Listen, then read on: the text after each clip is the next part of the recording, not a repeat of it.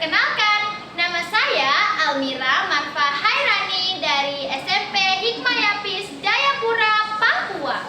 Kali ini Almira akan menceritakan sebuah kisah yang berjudul Asal-usul Nama Pulau Irian. Pulau Papua terletak di ujung timur Indonesia. Pulau Papua pada awalnya bernama Pulau Irian. Dari manakah asal-usul nama Pulau Irian? Yuk simak video ini. Biak Numfor merupakan salah satu kabupaten yang terletak di Provinsi Papua.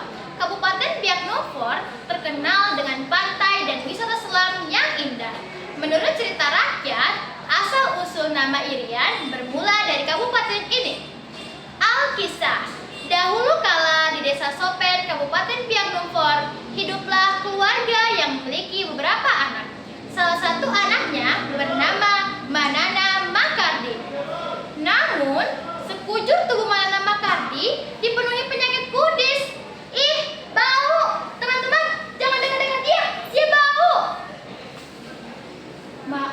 Maaf, Manana Makardi yang selalu dicemooh oleh teman-temannya. Mana tidak ada seorang pun yang mau berteman dengan Manana Makardi. Di rumah pun, saudara Manana Makardi tidak mau bermain dengannya, bahkan sampai mengusirnya. Manana Makardi pun merasa sangat sedih. Namun, ia tidak memiliki pilihan lain, ialah yang harus menyingkir. Manana Makardi pergi ke ujung timur, lalu ia menemukan sebuah pantai. Di pantai tersebut, ia menemukan sebuah perahu yang sedang terdampar. Dengan perahu itu, ia menggunakannya untuk mengarungi lautan. Lama berlayar seorang diri, ia pun akhirnya mendarat di sebuah pulau. Di pulau tersebut banyak ditumbuhi pohon sagu dan juga pohon kelapa. Akhirnya Manana Makardi memutuskan untuk tetap tinggal di pulau tersebut. Setiap hari Manana Makardi menangkur sagu sampai menjadi tepung sagu. Dari situlah ia mengolahnya menjadi makanan. Selain menangkur sagu, Manana Makardi juga menyadap nira kelapa. Suatu sore saat Manana Makardi ingin menyadap nira kelapa, tiba-tiba ia sangat terkejut lantaran bambu yang ia gunakan untuk menyadap nira kelapa tiba-tiba kosong. Ia kesal sekali. Malam harinya, Manana Makardi memutuskan untuk memanjat pohon kelapa sampai untuk menunggu si pencuri air nira. Sampai larut malam, si pencuri air nira tidak juga datang.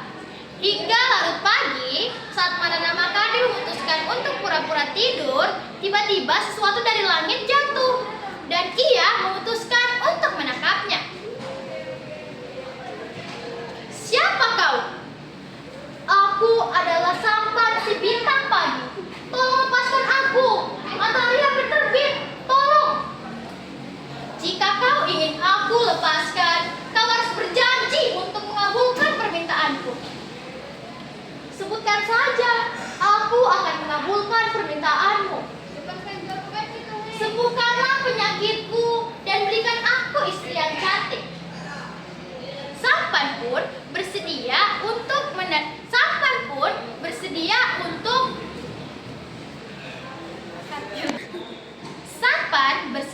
memenuhi permintaan Manana Makardi dengan menyarankan Manana Makardi pergi ke pantai yang banyak pohon bitanggur.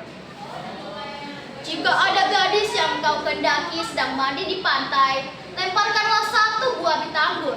Niscaya gadis itu akan menjadi istrimu. Manana Makardi melaksanakan saran sampan. Ia pun menuju pantai yang banyak ditumbuhi pohon bitanggur. Di pantai itu juga banyak gadis-gadis yang sedang mandi di pantai. Namun ia tidak tertarik. Pada suatu sore, Manana Makardi melihat seorang gadis berwajah sangat cantik yang sedang mandi di pantai. Karena terpesona akan kecantikan wanita tersebut, Manana Makardi langsung memanjat pohon bitanggur. cantik bernama Insoraki, putri dari kepala suku kampung Meokbundi. Gadis tersebut sudah melempar jauh-jauh buah bitanggur yang mengenainya. Namun buah bitanggur tersebut tetap saja kembali kepadanya. Setelah itu,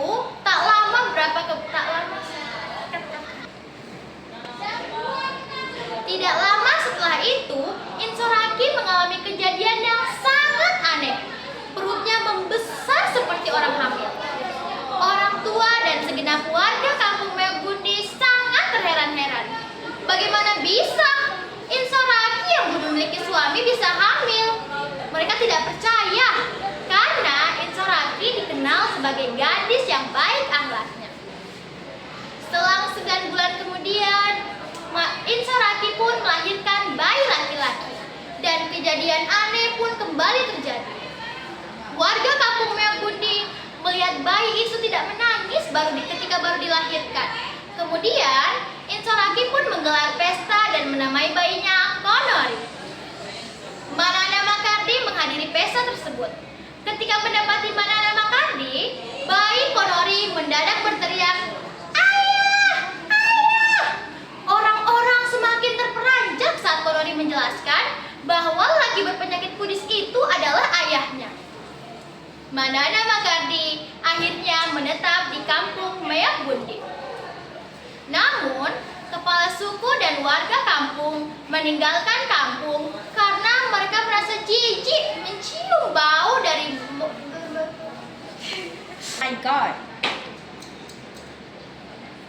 dari Manana Makardi. Mereka merasa jijik melihat tubuh Manana Makardi yang dipenuhi oleh penyakit kudis itu. Kampung Meokbundi pun akhirnya sepi dan hanya dihuni oleh Manana Makardi, Insoraki, dan juga Konori. Manana Makardi pun sedih menerima kenyataan itu dan ia pun menagih janji sampan. Atas apa yang telah dijanjikannya, dari sampan ia mendapat petunjuk untuk menyembuhkan penyakitnya. Manana Makardi lalu membakar kayu kering. Melihat kejadian itu, Insoraki pun heran dengan perbuatan suaminya. "Untuk apa kau melakukan itu, suamiku?" "Tenang dan diamlah, kau akan melihatnya nanti." Setelah api membesar, Manana Makardi lewat di tengah api yang menyala-nyala. Ajaib! Manana Makardi keluar dari nyala api dengan tubuh bersih dari penyakit kudis dan wajahnya pun sangat tampan. Insoraki takjub melihat perubahan suaminya. Setelah peristiwa itu, Manana Makardi pun memiliki banyak berbagai kesaktian. Manana Makardi lantas menyebut dirinya Masren Koreri, yang berarti laki yang suci.